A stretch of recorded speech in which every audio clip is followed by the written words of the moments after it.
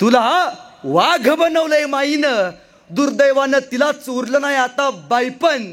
खरा मर्द असशील तर माय आणि बापाचं दर्शन घेऊन म्हण, माय बाप हो तुमच्यासाठी काय पण, तुमच्यासाठी काय पण, तुमच्यासाठी काय पण.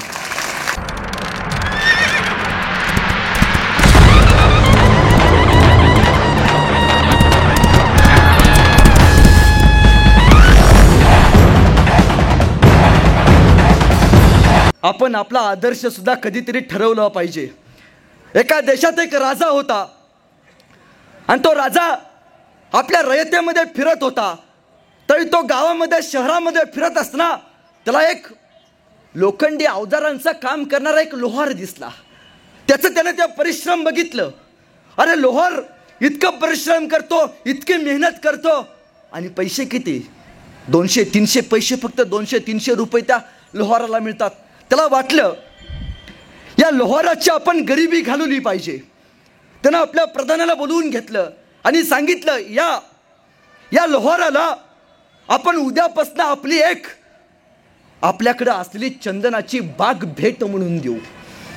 निदान यातूनच तर त्या लोहाराचा आर्थिक संपन्न वाढेल, आर्थिक स्रोत वाढेल आणि तो खऱ्या अर्थानं कुठंतरी श्रीमंत होईल. त्या राजाने त्या लोहाराला त्या झाडांची एक बाग भेट दिली. चंदनाची झाडं भेट म्हणून मिळाली. तो आनंदित झाला. 1 वर्ष गेलं. राजाच्या लक्षात आलं आपण लोहाराला चंदनाची बाग भेट म्हणून दिली होती, कदाचित तो आता मोठा झाला असेल, त्या लोहाराला आपण जाऊन भेटलं पाहिजे. त्या राजानं आपल्या प्रधानाला घेतलं आणि त्या लोहाराकडे जायला निघाला. तो लोहार जवळ गेल्यावरती अखंड बाग राजानं बघितली.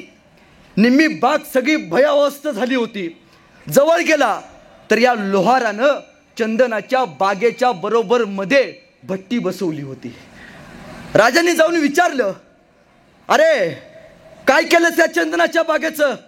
हा महाराज, तुम्ही चंदनाची बाग भेट म्हणून दिली. अपूर्वी लाकडं कुठं मिळतात मी म्हणला. लाकडं मिळणं लय मुश्किल. आता जरा बरं झालंय, चंदनाची बाग दिल्यापासून एक लाकूड काढतो चंदनाचं आणि या भट्टीत तापतो. या भट्टीची आग लागते आणि यातनं 200-300 रुपयाची माझं साहित्य घडतं. राजानं डोक्याला हात लावला. राजानं सांगितलं प्रधानाला, जा चंदन विकत घेणाऱ्या व्यापाऱ्याला बोलव. चंदन विकत घेणाऱ्या व्यापाऱ्याला प्रधानानं बोलवलं आणि राजा म्हणतो, हे लाकूड, चंदनाचं लाकूड, बाबा सांग या लाकडाची किंमत किती होईल? व्यापारी म्हणाला, महाराज या लाकडाची किंमत 2 लाख रुपये होईल. लोहारानं डोक्याला हात लावला. 2 लाख रुपयाची लाकडं मी जाळून त्याच्यावरती 300 रुपयाची भांडी तयार केली आणि त्यांची राख केली. एकमेव कारण त्या चंदनाचं मोल त्या लोहाराला कळालं नव्हतं. पोरांनो, न्यू इंग्लिश स्कूल आणि न्यू इंग्लिश PU कॉलेज ही चंदनाची बाग आहे आणि या बागेमध्ये जो चांगल्या अर्थानं स्वतःचं मोल करून घेईल त्या विद्यार्थ्याचं चंदन झाल्याशिवाय राहणार नाही, याची आपण कायम अपेक्षा घेतली पाहिजे. खरं तर याच संस्कारातून पिढ्यांचं मोल देण्याचं महत्त्व घडतं. मी नेहमी सांगत असतो की आपला आदर्श कोण आहे. एखाद्या पोरला विचारलं की बाबा तुझा आदर्श कोण आहे, पोरग लगी म्हणतोय शाहरुख खान माझा आदर्श आहे. एखाद्या पोरला विचारलं बाबा तुझा आदर्श कोण आहे, लगेच म्हणतोय सलमान खान माझा आदर्श आहे.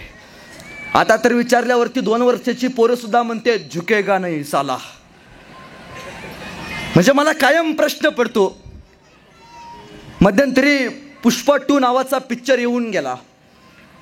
देशभरातली थिएटर 1 महिन्यासाठी बुक झाली. आमची पोरं थिएटर होता पिक्चर बघण्यासाठी, पुष्पा 2ला पाहण्यासाठी, त्या अल्लू अर्जुनला बघण्यासाठी गर्दी करू लागली. त्याचा झुकेगा नाही साला डायलॉग बघितल्यावरती आमच्या पोरांना बरं वाटायला लागलं.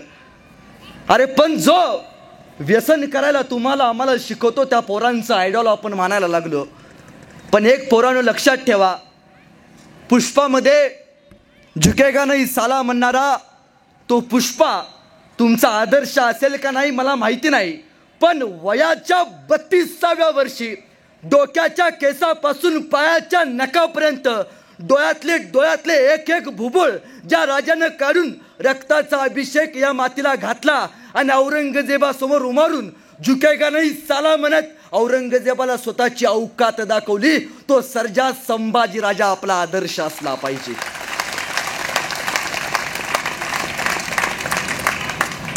आणि दुसरा आदर्श म्हणजे काचेच्या फ्रेम समोर उभारून शायनिंग मध्ये फोटो काढणारा सलमान खान आपला आदर्श जरूर ठेवा. काचेच्या फ्रेम समोर उभारून शायनिंग मध्ये फोटो काढणारा सलमान खान पोरांनो आपला आदर्श जरूर ठेवा. जिम मध्ये घाम गाणारा शाहरुख खान आपल्या पोरांचा आदर्श पोरांनो जरूर ठेवा. पण सकाळी 7 वाजल्यापासून संध्याकाळी 7 वाजेपर्यंत, सकाळी सूर्य उगवल्यापासून संध्याकाळी सूर्य मावळेपर्यंत 2 बैलांच्या पाठीमागं लाकडी नांगराचा हुंडा घेऊन शेताच्या या बांधापासून शेताच्या त्या बांधापर्यंत नांगरणारा आपला बाप पोरांनो आपला आदर्श असला पाहिजे. आपला बापच आपला आदर्श असला पाहिजे.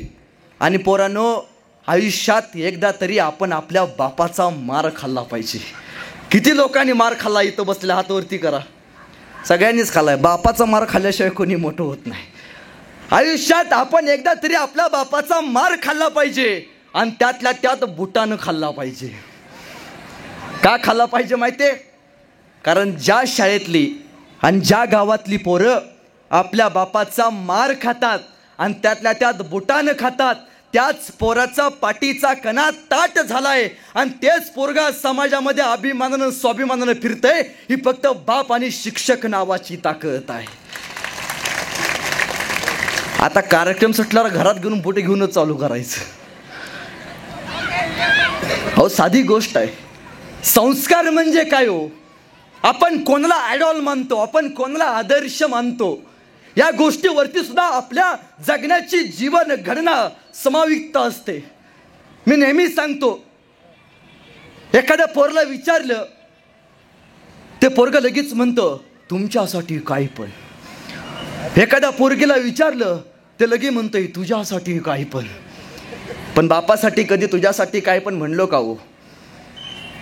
माझा एक कवी मित्र आहे, फार सुंदर म्हणतो, त्याची फार सुंदर कविता. तो असं म्हणतो, बाप काढलास घराबाहेर, बाप काढलास घराबाहेर, दारात रडते माई पण, बायकोला मात्र रोज म्हणालास तुमच्यासाठी काय पण. अरे लोकच पोटाला जन्माला यावा, लोकच पोटाला जन्माला यावा म्हणून हिनं किती केलते नवस. इकडून तिकडून तिच्या नवसाला देव सुद्धा पावला आणि तुझ्यासारखा पोरगा तिच्या पदरामध्ये घावला. लहानपणी आपली माय आपल्याला शेतात न्यायची, लहानपणी आपली माय आपल्याला शेतात न्यायची. आपल्याला भूक लागू नये म्हणून स्वतःच्या दूध करून तुम्हाला पाजायची, स्वतःच्या रक्ताचं दूध करून तुम्हाला पाजायची. अरे तुम्हाला भूक लागल्यावर तुम्ही जोर जोरात रडायचास, तुम्हाला भूक लागल्यावर तुम्ही जोर जोरात रडायचास आणि माईचं दूध संपलं ना लेका तिचं रक्त सुद्धा वडायचास. रक्त पिऊन पोचलास लेका, रक्त पिऊन पोचलास लेका, त्या रक्ताचा तरी ठेव मान, पवित्र अशा मातेचा करू नको अपमान. आता फक्त एक कर, आता फक्त एक कर, या माझ्या दारातल्या माईला घरात तेवढं आण, या माझ्या दारातल्या माईला घरात तेवढं आण. किती दिवस जगणार आहे लेका झाडावरचं हे पिकलं पान. तू गोडधोड खा, तू गोडधोड खा, पण माझ्या म्हाताऱ्या माईला शिळी भाकर तरी वाढ. आणि भाकर वाढताना जर तुझी बायको आडवी आली तर तिला घराबाहेर काढ. तुझी बायको जाणारच नाही, मी तुला बॉन्डवर लिहून देतो. तुझी बायको जाणारच नाही, मी तुला बॉन्डवर लिहून देतो. यदा कदाचित गेली तर पट्ट्या मला येऊन भेट, मी तुला दुसरी करून देतो. टाळ्या वाजू नका, अगोदर बायका मिळून झाले त्या. तू आंधळा नाहीस, पांगळा नाहीस, तू आंधळा नाहीस, पांगळा नाहीस. तुलाच कळली नाही किंमत. नवरा माई बापाला सांभाळतो म्हणून घर सोडून जाण्याची कुठल्याच बायकोत नसते हिम्मत. अरे तुला वाघ बनवलंय माईनं, तुला